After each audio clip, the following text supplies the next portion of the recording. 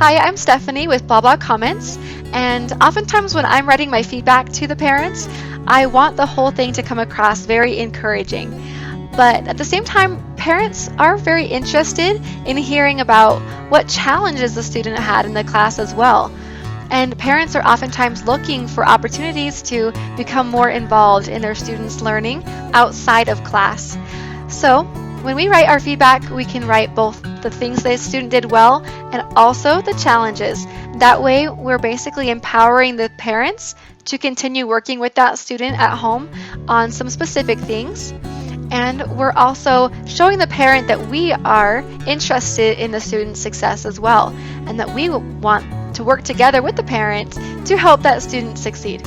So don't hesitate to share a few things they did well and a few things they can practice at home in your feedback. See you guys.